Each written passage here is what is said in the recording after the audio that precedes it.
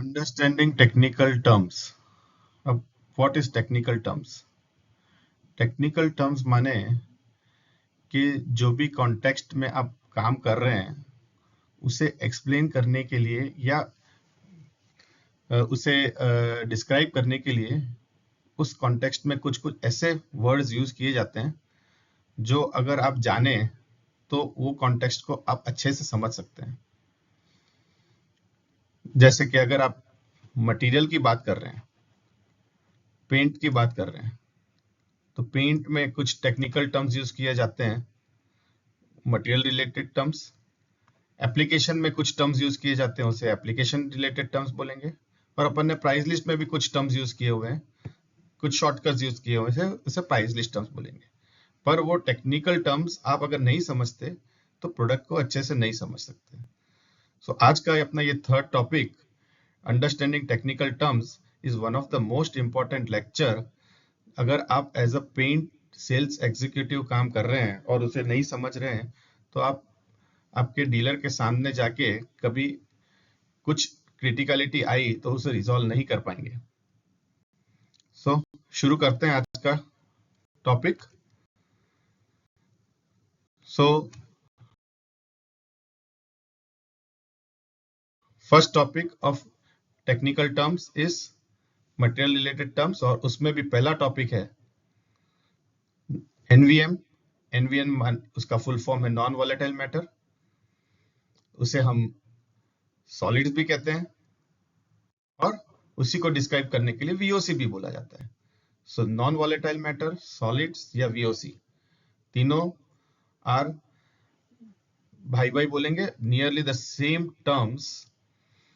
और उसे एक्सप्लेन इस तरह से किया जाता है, NVM stands for a non volatile matter which is the percentage of paint that remains after the solvent and water are evaporated.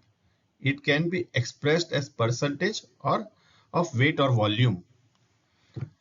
अब मैं इसको एक्सप्लेन करूंगा कि अगर ये एक पेंट का डब्बा है, पेंट बनता है 4 प्रोडक्ट से जनरली, पिगमेंट्स, बाइंडर, सॉल्वेंट और एडिटिव्स। अब इन चारों में से पिगमेंट को हम बोलेंगे वो पूरा सॉलिड्स ही है, बाइंडर को बोलेंगे हम वो सॉलिड्स और लिक्विड का मिक्सचर है, और इन दोनों को हम लोग बोलेंगे सॉलिड्स, वॉल्यूम सॉलिड्स। बाइंडर में सॉल्वेंट उड़ जाएगा तो प्योर सॉलिड्स बचेगा, पर अगर बाइंडर और पिगमेंट को हम कंबाइन करते हैं और उसमें कुछ लिक्विड पोर्शन भी होता है, उसे हम बोलेंगे वॉल्यूम सॉलिड्स। सेकेंड टॉप, उसमें थर्ड इंग्रेडिएंट है सॉल्वेंट, जिसे हम व्हीकल भी बोल सकते हैं। व्हीकल बाइंडर में भी होता है, व्हीकल सॉल्वेंट में भी होता है। सो व्हीकल इज द प्रोडक्ट जो आपको प्रोडक्ट को सरफेस पे ट्रांसफर करने में या आपके काम करने में आपको सहूलियत देता है, वो सॉल्वेंट होता है। और फोर्थ पार्ट इज एडिटिव, जो बहुत छोटे पोर्शन में होता है बट प्रॉपर्टी एनहेंस करने में काम लगता है। सो जो सॉलिड्स होता है, प्योर सॉलिड्स पिगमेंट और बाइंडर में से निकलता है, और उसमें से जो सरफेस पे रहता है उसे हम प्योर सॉलिड्स बोलेंगे। जो उड़ जाता है, जो सरफेस पे नहीं रहता है, जैसे वाटर बेस्ड पेंट में वाटर इज द सॉल्वेंट और सॉल्वेंट बेस्ड पेंट में थिनर है या सॉल्वेंट बोलेंगे, दोनों ही उड़ जाते हैं, और that constitutes the part of VOC, volatile organic component. Whatever is volatile is called volatile organic component. इस पे बहुत सारी लंबी डिस्कशन हो सकती है, पर हम इसे शॉर्ट रख के आपको खाली टॉपिक और अपने पॉइंट ऑफ व्यू से ही इसमें बताएंगे। इसमें आपके जो भी पॉइंट हो आप उसे FAQ सेक्शन में हमें पूछ सकते हैं। हम आगे डिटेल्ड में अगर कुछ जानना हो तो FAQ सेक्शन में पूछेंगे तो उसको बताएंगे। Now the third topic in material related terms is density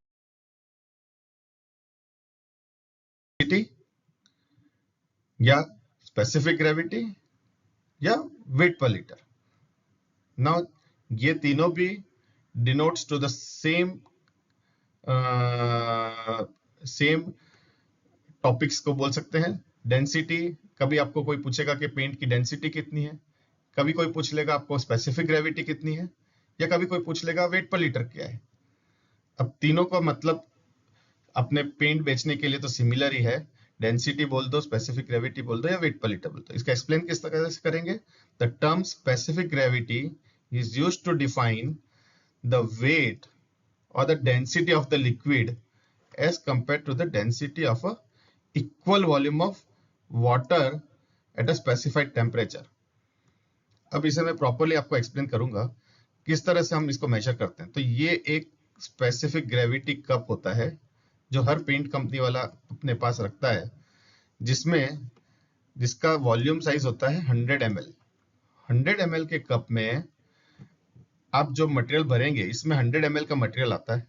100 ml के कप में आप जब भी कोई भी पेंट, थिनर, कुछ भी डालेंगे और उसका फिर अपने वेट करेंगे, तो 100 ml के कप में वो पेंट का या थिनर का वेट कितना आया, उसे हम बोलेंगे वेट पर लीटर।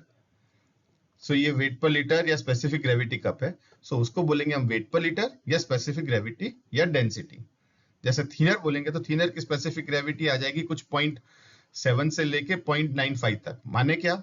माने ये कि 100 ml के कप में थिनर की specific gravity is between 0.7 to 0.95, 98, जो जिस तरह का थिनर होगा उस तरह का इसका स्पेसिफिक ग्रेविटी आएगा, पर उसका वेट पानी से कम होगा। इसमें डिस्टिल्ड वाटर का weight is considered as ideal. So distilled water 100 ml के कप में 100 ml is equal to 100 gram, यानी 1 लीटर के पेंट के डब्बे में डिस्टिल्ड वाटर भरेंगे तो उसका वेट आएगा 1 किलो। लेकिन उसमें अगर हम थिनर भरेंगे 1 लीटर के डब्बे में तो थिनर का वेट उससे कम आएगा। अगर हम प्राइमर लेते हैं और प्राइमर को फिलिंग करेंगे, सो प्राइमर का वेट कितना आएगा? प्राइमर का वेट हमेशा 1 किलो से ज्यादा आएगा। जैसे कि अगर NCPS ग्रे की बात करें तो कुछ उसका 1.28, 1.3 के आसपास आएगा। कुछ प्राइमर आते हैं 1.5 के आसपास भी आते हैं, जैसे मास्टिक प्राइमर है तो 1.5 के अराउंड आएगा। सो 1 लीटर के डब्बे में अगर मास्टिक भरेंगे तो उसका वेट होगा 1.5 kg। कुछ मैन्युफैक्चरर्स इस चीज का बेनिफिट लेने के लिए प्राइमर्स को किलो में भी सेल करते हैं, जैसे कि MDF प्राइमर है, अपन लोग लीटर में बेच रहे हैं, कुछ मैन्युफैक्चरर्स MDF प्राइमर्स को किलो में बेच रहे हैं। तो कभी कभी कंपैरिजन हो जाती है मार्केट में कि आपका तो प्राइमर का रेट उसका 1 लीटर का करीबन 300 रुपए है और उनका तो 1 लीटर का करीबन हो गया 180 रुपए हो गया या 200 रुपए हो गया। वो नहीं देख पाते हैं कि उसमें वो किलो लिखा हुआ है। अगर किलो करेंगे, अगर 1.5 से आप डिवाइड कर दो तो 300 का 1.5 से डिवाइड करा तो आपका रेट हो गया 150 रुपीज। तो शायद अपन सस्ता बेच रहे होंगे, लेकिन हम लीटर में बेच रहे हैं तो we seems to be selling at a higher rates. Now next topic of discussion is, जो आपका फेवरेट टॉपिक है, कवरिंग कितनी है। कवरिंग माने क्या? तो कवरिंग, हाइडिंग और ओपेसिटी। पेंट में, वाटर बेस्ड पेंट में लोग ओपेसिटी बहुत बार बोल देते हैं। ओपेसिटी क्या है? ओपेसिटी का मतलब सरफेस को ढकना, कवरिंग का भी मतलब सरफेस को ढकना। ये दोनों ही सिमिलर टर्म्स हैं। इसका अगर डिटेल्ड में जाएंगे तो मीनिंग कुछ कुछ अलग से बोल सकते हैं, लेकिन अपने पेंट बेचने के लिए तीनों वर्ड एक ही है, हाइडिंग, कवरिंग या opacity. They all have the similar meaning. और hiding power is also known as opacity of coverage in a, what is it? A paint ability to cover the surface. Paint ability to cover the surface is called hiding, covering और opacity. अब paint की covering अगर एक painter को आप दे देंगे वो ज्यादा एरिया कवर कर लेता है, और दूसरे पेंटर को दे देंगे तो कभी कभी कम कर लेता है। There are reasons for getting a proper covering या proper opacity other than the product. Product की कैपेबिलिटी या प्रोडक्ट में हम लोग एक लेवल का कवरिंग डालते हैं, पर ये कवरिंग हर बार एप्लीकेशन के वक्त अलग अलग हो जाता है। Reason is not the paint की वजह से नहीं। देर आर, यहाँ पे मैंने there are some tips for improving the hiding power. एक है प्राइम द सरफेस। अब जो अगर कलर कर रहे हैं आप, अगर डार्क कलर कर रहे हैं, अगर उसका प्राइमर डार्क यूज किया तो आपका कवरिंग बढ़ जाएगा।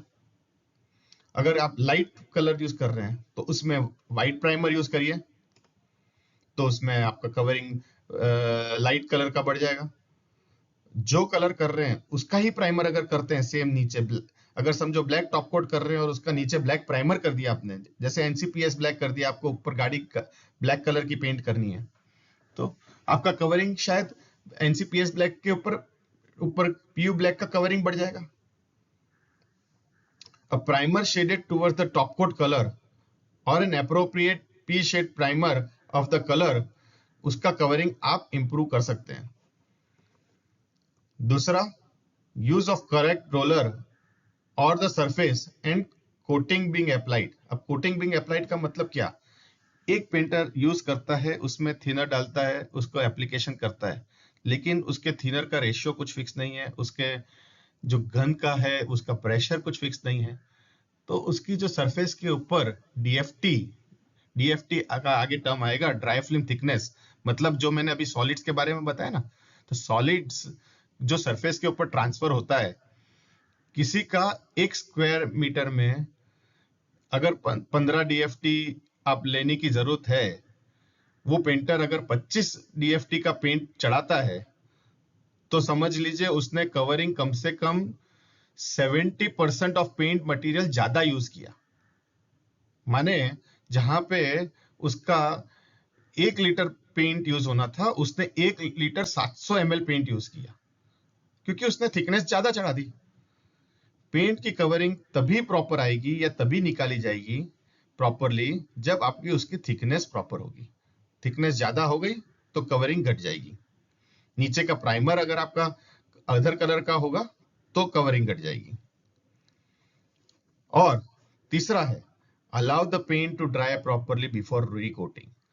अभी आपका पेंट नीचे का सूखा ही नहीं है और आपने उसके ऊपर रिकोटिंग कर दिया, नीचे का प्राइमर वेट है और आपने ऊपर का टॉप कोट चढ़ा दिया, हमेशा मर्जिंग आ जाएगा टॉप कोट और बेस कोट में। उसके वजह से जो टॉप कोट और बेस कोट का जो मर्जिंग हो गया, आपका पेंट एब्जॉर्ब हो गया, आपकी जो लेवलिंग प्रॉपर्टी है वो खराब हो गई और आपका कवरिंग भी, लेवल ऑफ कवरिंग भी घट गया। तो हाइडिंग के लिए, कवरिंग के लिए या ओपेसिटी के लिए there are techniques to improve और there are techniques to manage the covering in a proper way. और इंडस्ट्रियल लेवल पे तो प्रॉपर मैनेज हो जाता है, लेकिन एप्लीकेशन लेवल और साइट लेवल पे उसको बहुत बुरी रीत से, मतलब आप बोलेंगे ना किसी को टॉर्चर करना है, तो टॉर्चर के रीत से पेंट को यूज किया जाता है।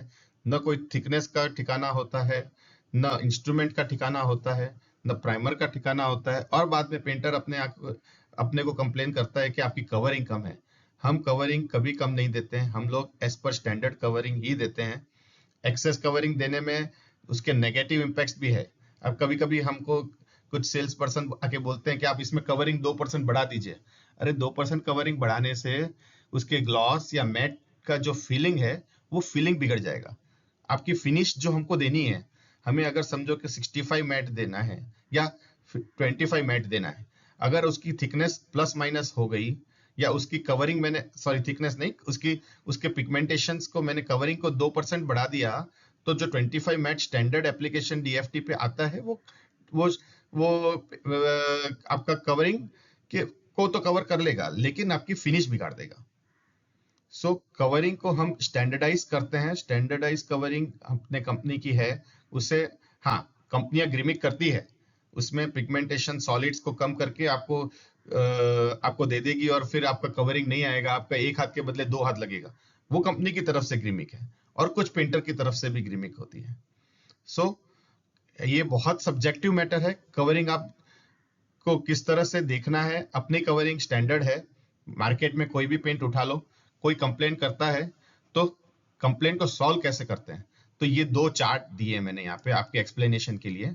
ये ओपेसिटी चार्ट है, ये कवरेज चार्ट है और ये ओपेसिटी चार्ट है।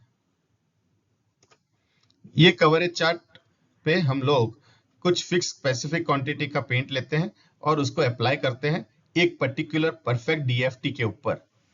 पेंट इसमें एब्जॉर्ब भी नहीं होता है, तो कितने बॉक्सेस कवर किए हमने पेंट के, इस चार्ट से हम लोग मेजर करते हैं।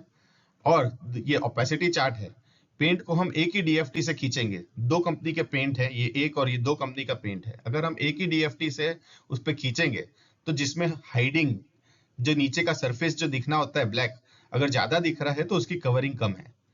सो ये सारे टेस्ट अपन करते हैं और प्रॉपर हाइडिंग का वर्किंग होता है। पर इतना समझ लीजिए, कभी कोई कंप्लेंट कर रहा है, अगर वो कवरेज की कंप्लेंट कर रहा है तो उसकी हाइडिंग की कंप्लेंट भी हो सकती है कि भाई आपका हाइडिंग नहीं हो रहा है, तो उसको दो हाथ लगाने पड़ रहे हैं, तो उसको कवरेज कम मिल रही है।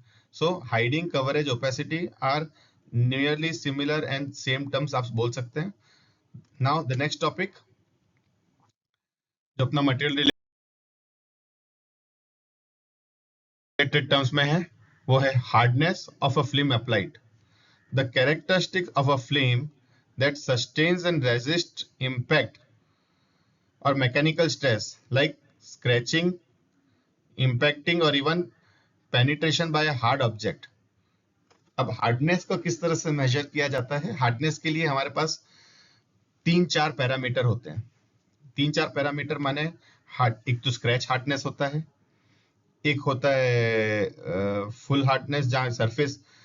तो इसमें 3 टॉपिक्स मैं यहाँ पे बता रहा हूं।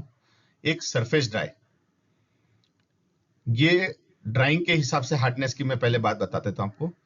एक होता है सरफेस ड्राई। सरफेस ड्राई माने टच ड्राई बोलते हैं ना मार्केट में कि भाई आपका टच ड्राई लेट हो रहा है, या सरफेस, उसको दूसरा वर्ड बोल सकते हैं सरफेस ड्राई। तो जब सॉल्वेंट उड़ जाता है या पानी उड़ जाने के बाद सरफेस ड्राई कितनी देर में आ रहा है पेंट के ऊपर, जब आप टच करेंगे हल्के हाथ से सरफेस के ऊपर आप टच करेंगे, जब आपके ऊपर पेंट, आपके उंगली के ऊपर हल्के हाथ से रब करने के बाद पेंट हाथ पे नहीं आता है, उसे बोलते हैं हम सरफेस ड्राई। दूसरा बोलते हैं टेक फ्री टाइम। अब टेक फ्री टाइम माने आप थोड़ा सा जोर से प्रेस करेंगे और आपके हाथ के ऊपर पेंट नहीं आ रहा है, तो टेक फ्री टाइम हो गया वो। टेक फ्री टाइम में कोई थोड़ा सा ज्यादा टेक फ्री टाइम अच्छा है जिसका हार्डनेस है, तो आप टेक फ्री टाइम में मटेरियल को मूवमेंट भी कर सकते हो। और कुछ का टेक फ्री टाइम ऐसा होता है कि मोटी फिल्म है और उसको आप दबाएंगे और उसको मटेरियल मूवमेंट करने को जाएंगे पकड़ के, तो उसके ऊपर निशान आ सकते हैं, पर वो मटेरियल टेक फ्री हो गया है, पर इतना टेक फ्री नहीं हुआ है कि उसको आप मूव कर सको। So take free time, surface drive पे बिल्कुल टच नहीं कर सकते, टेक फ्री टाइम में आप टच कर सकते हो, लेकिन फिल्म थिकनेस के ऊपर डिपेंड करता है कि आपका टेक कैसा रहता है। और तीसरा आता है हार्ड ड्राई। हार्ड ड्राई मतलब हार्ड ड्राई को फुल क्योर भी बोलेंगे, हार्ड ड्राई टाइम और फुल क्योर। सो हर एक पेंट का अपना हार्ड ड्राई, सरफेस ड्राई और टेक फ्री टाइम होता है। एनसी का फास्ट होता है, क्यूडी का फास्ट होता है, एनामल का स्लो होता है, और बहुत बार कंपनी के फॉर्मुलेशंस पे भी डिपेंड करता है, और बहुत बार उसमें थिनर्स पे भी डिपेंड करता है। और जो वन ऑफ द 3 फैक्टर्स और भी है, जो फिल्म थिकनेस के ऊपर भी आपका ये प्रॉपर्टी डिपेंड करेगा, सबस्ट्रेट की हार्डनेस के ऊपर भी डिपेंड करेगा। एक ही कोटिंग, पीयू कोटिंग की बात करें, अगर आपने वुड पे एप्लीकेशन करा होगा, सेम पीयू कोटिंग आप अगर मेटल पे एप्लीकेशन करेंगे, आपको लगेगा कि वो पीयू बहुत हार्ड है मेटल के ऊपर, और वही सॉफ्ट लगेगा आपको वुड के ऊपर। और तीसरी सरफेस रफनेस, चौथा थिनर, और भी बहुत सारे फैक्टर्स हैं जो हार्डनेस के ऊपर डिपेंड करते हैं। Hardener ratio, so there are hundreds of things that are impacting the hardness of a applied film, पर ये आपको hardness of a film applied का टेक्निकल टर्म्स आपको बेसिक मैंने बता दिया। सरफेस ड्राई क्या होता है, टेक फ्री टाइम क्या होता है, हार्ड ड्राई क्या होता है, उसके इम्पैक्ट करते हुए जो जो फैक्टर्स हैं, हम फिल्म एप्लीकेशन रिलेटेड जो टॉपिक आएगा आगे जाते हुए, जैसे अपनी मीटिंग आगे बढ़ेगी, तो हमने फिल्म डिफेक्ट रिलेटेड टॉपिक्स को भी कवर किया है, तो फिल्म डिफेक्ट रिलेटेड टॉपिक में उसका हम डिटेल्ड डिस्कशन करेंगे।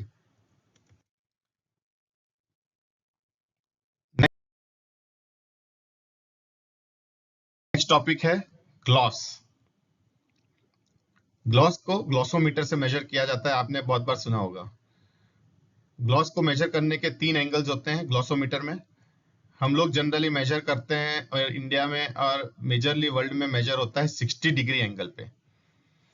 तो gloss of a dry film at 60 degree angle, gloss of a dry film at 60 degree angle कितना है, उसे हम कहते हैं जो ग्लॉसोमीटर में जो रीडिंग देता है उसे हम ग्लॉस बोलते हैं। The gloss of a flame measured how shiny or lustrous the surface of the flame is. The theoretical range of a gloss scale is between 0 to 100. So ग्लॉसोमीटर में जो ग्लॉस मीटर की reading आती है उसे major किया जाता है 0 to 100 में। लोग अपनी नजर से ग्लॉस का मेजरमेंट दे देते हैं, ठीक है, दैट मार्केट के हिसाब से ठीक है, उसमें हर एक के पास इंस्ट्रूमेंट रखने का कोई जरूरत भी नहीं है और कैपेबिलिटी भी नहीं होती है। पर एज अ मैन्युफैक्चरर पेंट के हमें मालूम होना जरूरी है, और as a marketing of a paint marketer of a paint company आपको ये मालूम होना जरूरी है कि ग्लॉस की व्याख्या क्या है। सो जब भी कोई बोलेगा फुल ग्लॉस है तो फुल ग्लॉस को 70 to 100 के बीच में गिना जाता है। सेमी ग्लॉसी, जैसे अपना सेमी ग्लॉसी पेंट आता है, वो सारा 41 to 69 की रेंज में ग्लॉसोमीटर में मेजर करता है। सैटिन पेंट होता है वो 26 to 40 के बीच में मेजर होता है। शीन किसे बोलेंगे? सो अपने जो सेमी ग्लॉस पेंट, अपना मेलामाइन सेमी ग्लॉसी आता है, मेलामाइन सैटिन आता है, वो इस रेंज में होता है। शीन 15 to 25 की रेंज में होता है। एक्शेल जो पेंट होता है, जो एनसी बेस, अपन ने जो बेसिस निकाले हैं, बेसिस को हम एक्शेल रेंज में रखते हैं, 10 से 15 की ग्लॉस में रखते हैं। और मैट पेंट किसको बोलेंगे? जो डेड मैट आता है अपना, मेलामाइन डेड मैट बोलो, पीयू डेड मैट बोलो, whatever it is, dead matt is a term, but extreme matt वो 10% को ही बोला जाता है। लोग 15 को भी मैट, 15 ग्लॉस को भी मैट बोलते हैं, एक्सेल वाले मैट को भी मैट बोलते हैं, और सैटिन को भी मैट बोलते हैं। कोई प्रॉब्लम नहीं है, हमें उनके कहने का मतलब समझना है, हमें टेक्निकल टर्म्स पे नहीं जाना है, पर हमें मालूम जरूर होना चाहिए कि हाई ग्लॉस क्या है, सेमी ग्लॉस क्या है, सैटिन क्या है, एक्सेल क्या है, या फ्लैट मैट क्या है। सो हमें मालूम होगा, हम कभी इसमें धोखा नहीं खाएंगे। उनको कितना ग्लॉस चाहिए वो हमें समझ के लोगों को इस चीज के बारे में एक्सप्लेन करना है। ग्लॉस के भी बहुत सारे फैक्टर्स हैं, क्या क्या फैक्टर्स हैं वो हम जब भी हम पेंट डिफेक्ट्स के बारे में स्टडी करेंगे तभी उसके फैक्टर्स और उसके डिटेल डिस्कशन तभी करेंगे। The next technical terms is salt spray और corrosion resistance. Salt spray testing method is a method of checking the corrosion resistance of a coating material used to manufacture products such as fasteners. During salt spray testing, an accelerated corrosive attack is produced in order to better predict how well the coating protects the metal. अब ये एक तरह का instrument अपने paint lab में होता है। ये हर एक जो पेंट करोजन टेस्टिंग के पेंट, करोजन के पेंट्स बनाते हैं, करोजन प्रोटेक्शन के पेंट्स बनाते हैं, ये इंस्ट्रूमेंट मोस्टली सभी पेंट कंपनी के पास होना चाहिए। पर मैं बोलूं कि 10 में से 2 ही पेंट कंपनी के पास ये इंस्ट्रूमेंट होता है, जो एपॉक्सीज भी बना रहे हैं, जो टॉप हाई क्वालिटी पेंट्स भी बना रहे हैं, लेकिन वो अंदाजे से एक फॉर्मुलेशन बेसिस खाली एक प्रिडिक्ट कर देते हैं कि इसका सॉल्ट स्प्रे इतना आ जाएगा, इसका सॉल्ट स्प्रे इतना आ जाएगा। पर आप पेंट फॉर्मुलेट जब भी करते हैं उसमें मिनरल्स यूज करते हैं, पिगमेंट्स यूज करते हैं, सॉल्वेंट्स यूज करते हैं, उन सभी का पेंट के फिल्म पे इम्पैक्ट होता है। पेंट एप्लीकेशन का भी इम्पैक्ट होता है कि भाई आपने कितनी डीएफटी का पेंट लगाया है। अगर आप 60 डीएफटी का पेंट लगाते हैं तो उसका सॉल्ट स्प्रे अलग आता है, अगर आप 150 डीएफटी का लगाते हैं तो उसका सॉल्ट स्प्रे अलग आता है। सो ये इंस्ट्रूमेंट है जिससे हम मेजर करते हैं कि सॉल्ट स्प्रे कितना आएगा।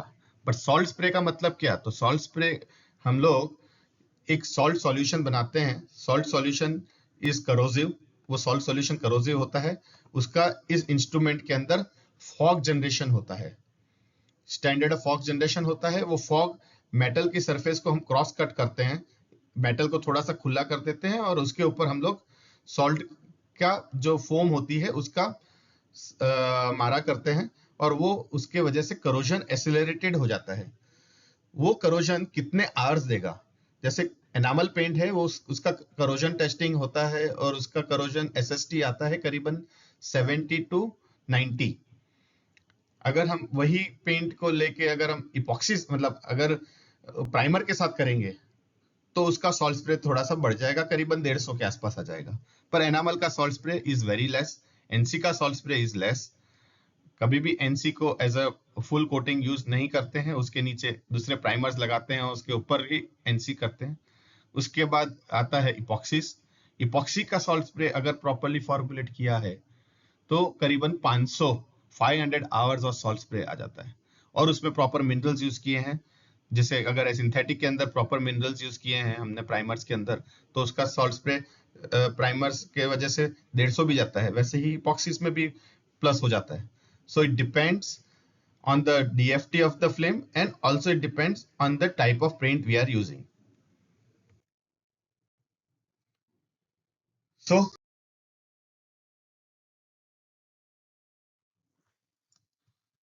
next topic of discussion is application testing related terms. Application के वक्त आपको क्या क्या चीज़ें देखनी होगी या कैसे एप्लीकेशन होता है उसके रिलेटेड टर्म्स हम डिस्कस करेंगे। The first topic of discussion is fineness of paint, और उसे डिनोट किया जाता है माइक्रॉन्स में। जब हम पेंट को ग्राइंड करते हैं तभी जैसे प्राइमर्स हैं तो उसको कुछ 5+ का माइक्रॉन्स रखते हैं, और पेंट है तो उसको 7+ का माइक्रॉन्स रखते हैं। तो फाइननेस ऑफ पेंट डिनोट करता है कि आप कौन सा टाइप का पेंट यूज कर रहे हो। रफनेस चाहिए आपको फिनिशिंग में तो 5+ या 4 की ग्राइंडिंग होना जरूरी है। प्राइमर्स और पुट्टीज में जनरली 4 या 5 की ग्राइंडिंग होती है, और फिनिश गुड जो टॉप कोट्स होते हैं उसमें 7+ की ग्राइंडिंग होती है। Second portion is application viscosity. Application viscosity इस पे डिपेंड करता है कि आप पेंट को अप्लाई किस तरह से कर रहे हैं। तो अगर आप नॉर्मल एनामल स्प्रे या स्प्रे पेंट से एप्लीकेशन कर रहे हैं तो स्टैंडर्ड विस्कोसिटी कुछ अराउंड 15 टू 25 के बीच में रहती है। अगर आप एयरलेस स्प्रे गन से कर रहे हैं तो वहाँ पे depend on the nozzle size और आपका पंप का प्रेशर कितना है उसके ऊपर एप्लीकेशन विस्कोसिटी का नक्की किया जाता है। वो जो टेक्निकल डेटा शीट में डिफाइन करते हैं हम लोग। अगर आप ब्रश या रोलर से एप्लीकेशन कर रहे हैं तो एप्लीकेशन विस्कोसिटी अलग होगी। और application viscosity is should be generally decided by the painter के जब तक उसका एप्लीकेशन नॉर्मल और फिनिशिंग प्रॉपर आ रही है उस हिसाब से उसको थिनर डालना है। जैसे ठंडी में भी थिनर डालने की विस्कोसिटी को जो लाने की थिनर की कंजम्पशन पेंट के अंदर डिफरेंट होगी, गर्मी में डिफरेंट होगी। सो application viscosity should be in the preview of painter. Company खाली एक लेवल ऑफ सजेशंस दे सकती है उसमें। Temperature and rheology humidity. Temperature of paint during the application should be between 15 to maximum 40, but 35 is ideal. So paint application viscosity, the paint application temperature should be between 15 to 35, and rheology humidity should be between 25 to maximum 75। तो दोनों का ध्यान रखना है। अगर दोनों में से कुछ भी अप डाउन है तो आपको पेंट एप्लीकेशन उस टाइम पे नहीं करना है। Then WFT। WFT is wet film thickness. आप जब थिनर डाल के पेंट एप्लीकेशन करते हैं तो एप्लीकेशन के बाद जो थिकनेस बनती है उसको बोलते हैं वेट फिल्म थिकनेस। और जब थिनर उसमें से उड़ जाता है और जो सरफेस के ऊपर मटेरियल रहता है उसे हम बोलते हैं DFT। एग्जाम्पल के लिए इपॉक्सी में 100% रेजिन रहता है, उसमें कोई सॉल्वेंट नहीं रहता है। तो हम जब एप्लीकेशन 1 mm की करते हैं तो एप्लीकेशन में WFT उसकी हो गई, अगर 1 mm की करी तो 1 mm की WFT हो गई, और सूखने के बाद भी वो 1 mm ही रहेगा तो DFT। पर जो 20 सॉलिड्स का पेंट अगर हम अप्लाई कर रहे हैं और उसका WFT अगर 100 होगा तो आफ्टर ड्राइंग उसका DFT हो जाएगा 20। सो जो पेंट सरफेस पे रहेगा, सॉलिड्स की जब बात करी थी अपन ने, वो सॉलिड सरफेस पे रहेगा, वो DFT हो गया। The next topic is finishing. Finishing अकेला 3 पार्ट से डिपेंड करता है।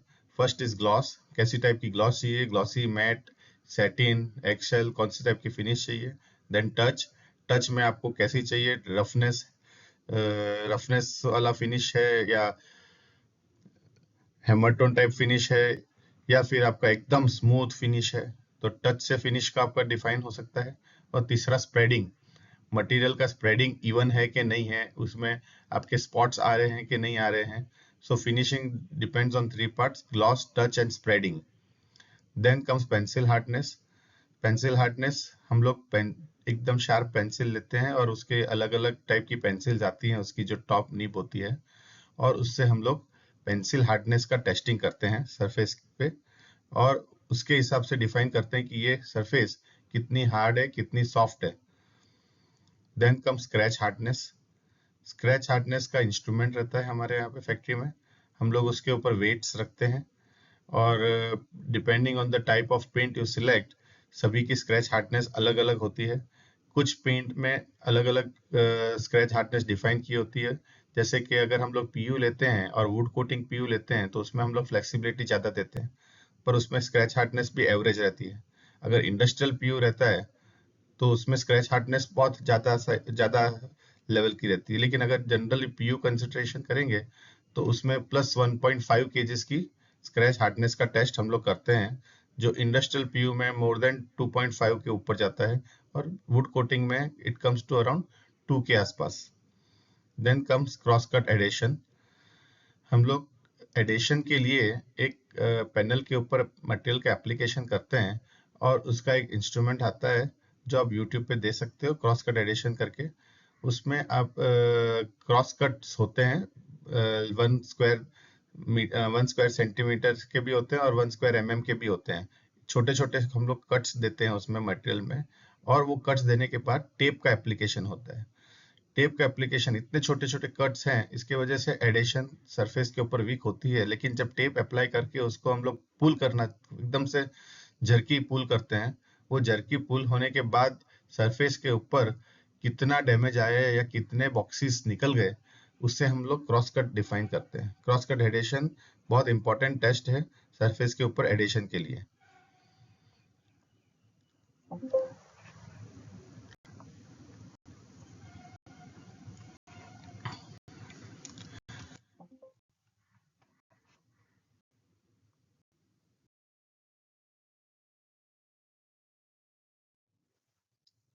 Then comes humidity test.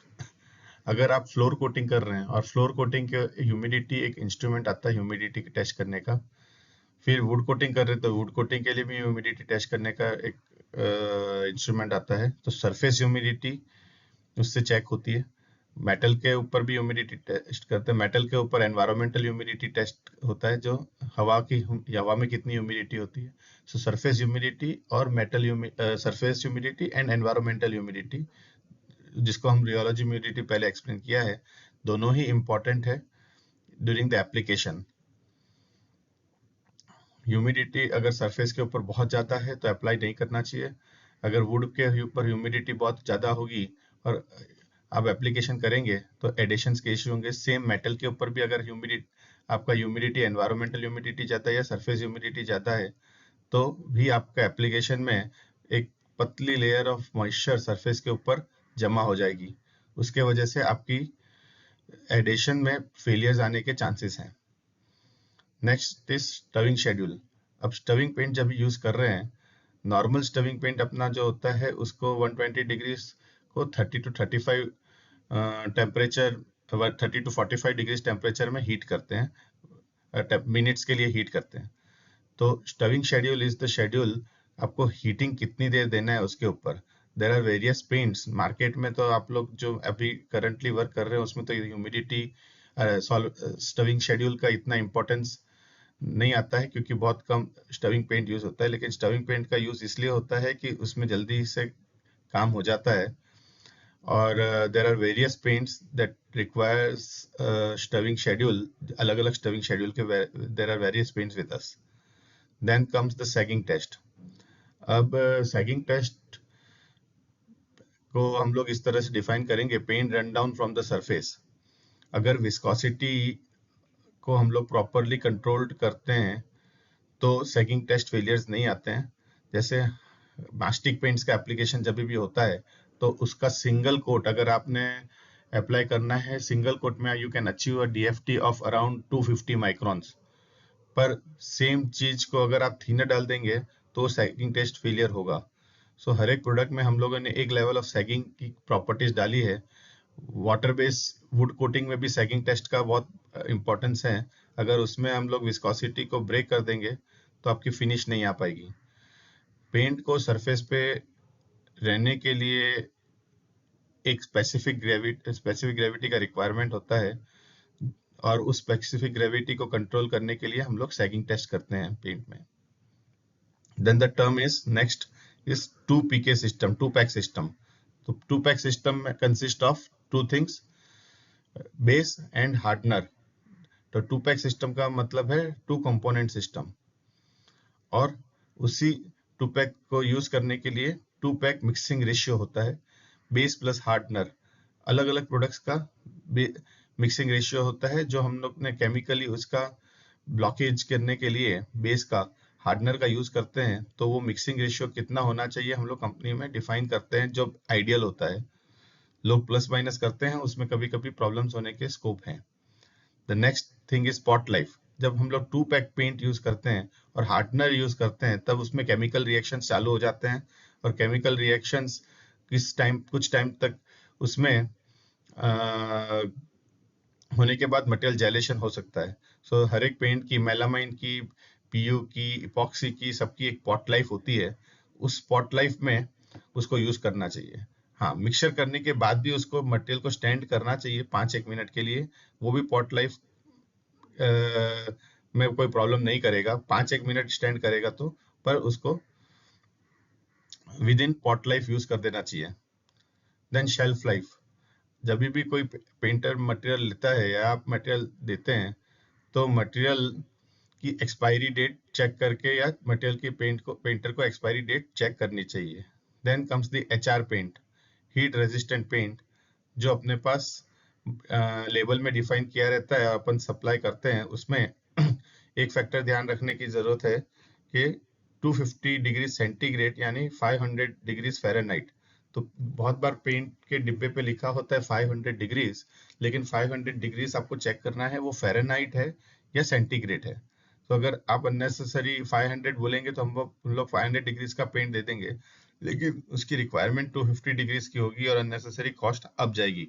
कभी कभी कोई गिमिक करके जाते हैं मटेरियल सेल करने के लिए, वो बोलेंगे कि हम लोग 600 डिग्रीज पेंट दे रहे हैं, लेकिन अगर उसमें पीछे फ़ारेनहाइट लिखा है कि नहीं वो देखना जरूरी है, वरना 600 डिग्रीज का पेंट फ़ारेनहाइट में अगर होगा तो वो 300 डिग्रीज तक ही स्टैंड कर पाएगा। अपन लोग अभी 450 डिग्रीज और 600 डिग्रीज सेंटीग्रेड का पेंट ऑलरेडी मार्केट में दे रहे हैं, लेकिन उसी 450 degrees is equal to 900 degrees Fahrenheit और 600 degree centigrade is equal to 1200 degrees Fahrenheit.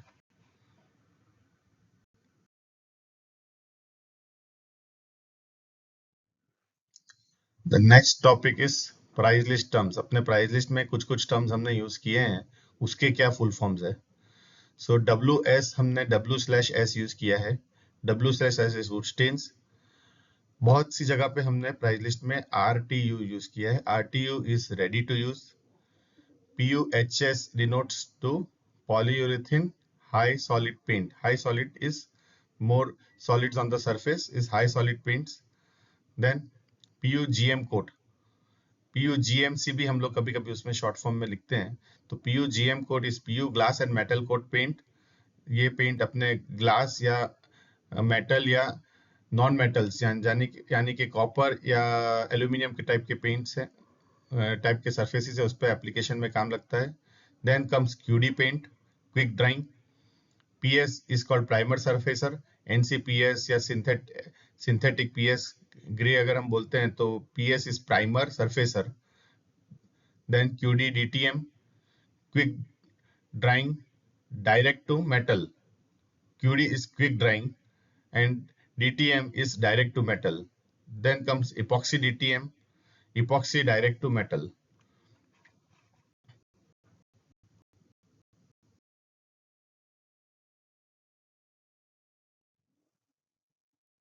CRP, CRP को कहेंगे क्लोरीनेटेड रबर पेंट। तो आपको कोई भी क्लोरीनेटेड रबर पेंट आपके पास है तो अपने प्राइस लिस्ट में उसको सीआरपी लिखा हुआ है, तो उससे कंफ्यूज मत होइएगा। CRP is chlorinated rubber paint. HOR, heat and oil resistant paint. Generally ये ट्रांसफॉर्मर्स में यूज होते हैं। अपने पास इलेक्ट्रिकल कोटिंग की जो प्रोडक्ट है उसमें HOR प्रोडक्ट है। Then comes NC paint. NC को हम लोग ड्यूको भी बोलते हैं, और NC का मतलब है नाइट्रोसेल्यूलोस या cellulose paint. So nitrocellulose, NC is called nitrocellulose paint. उसको एक्सोनोबल वाले ड्यूको भी बोलते हैं, उसका ब्रांड नेम है। So NC paint is Duco paint and और नाइट्रोसेल्यूलोस पेंट और cellulose paint. Then epoxy ZCP primer. So ZCP means zinc chrome phosphate. Then comes epoxy HB. HB is equal to high build. High build means high solid paint. Epoxy GP. That GP denotes general purpose paint. Epoxy में जो low gloss का paint है अपना general purpose है. Then MIO. MIO is micaceous iron oxide. Micaceous iron oxide is a flat pigment generally used as intermediate paint. तो इसका flatness के होने की वजह से जिंक रिच के ऊपर इसका एप्लीकेशन जनरली होता है, और इसका फ्लैट पिगमेंट होने की वजह से इसमें कुछ पेनिट्रेट नहीं करता है। ऊपर का टॉप कोट, इसके ऊपर टॉप कोट होता है बेसिकली, और टॉप कोट के बाद MI होने की वजह से ऊपर का एनवायरमेंटल इम्पैक्ट सरफेस के ऊपर ना हो, या नीचे का जो जिंक रिच प्राइमर का एप्लीकेशन करते हैं जिंक करोड ना हो, इसके ऊपर MIO का कोटिंग करते हैं। So MIO denotes micaceous iron oxide. Then FE is furniture enamel.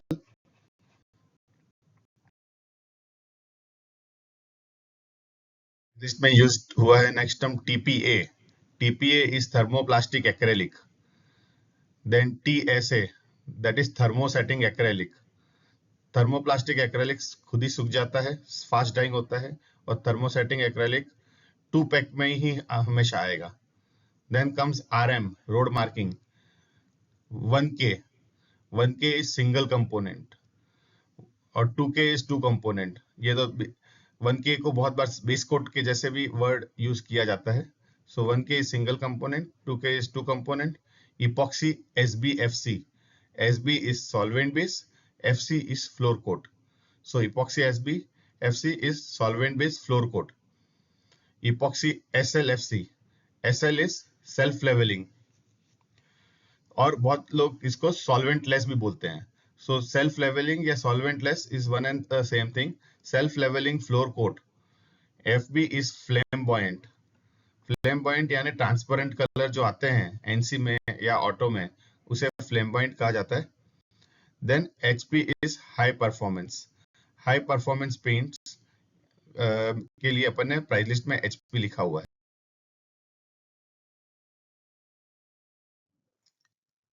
Then comes the word BC, base coat.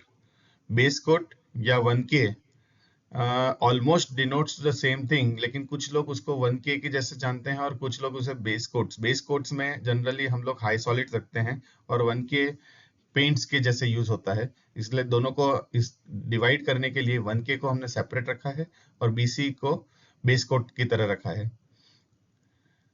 अभी पूरी जो इसकी अपनी लिस्ट आई है बेस कोट्स की अपनी मशीन टिंटिंग सिस्टम्स में, उसमें सारे ही बेस कोट्स हमने बना के रखे हैं। Then comes epoxy EN. EN is Novolac. Epoxy Novolac paint, या उसे फिनोलिक पेंट भी बोलते हैं। इपॉक्सी फिनोलिक पेंट, बहुत बार कहीं पे आपने कोई पूछेगा कि आपके पास इपॉक्सी फिनोलिक पेंट है, सो वो सेम है। अपना प्रोडक्ट में इपॉक्सी EN पेंट लिखा हुआ है। वो epoxy novolac, epoxy phenolic is epoxy EN paint. Then HD is hammertone finish.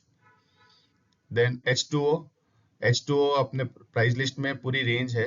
Water base paint को हम लोग H2O बोल रहे हैं, उसको अपन ने ब्रांडिंग किया है H2O पेंट के हिसाब से। WB भी यूज किया है वाटर बेस के लिए।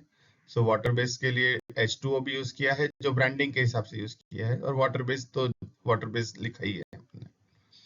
Then comes SF hardener. SF is super fast hardener.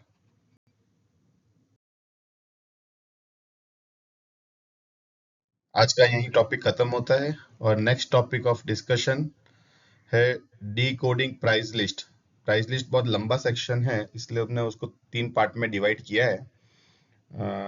D coding price list 1 जो 25 तारीख को होगा, 25 जनवरी 2025। Thank you.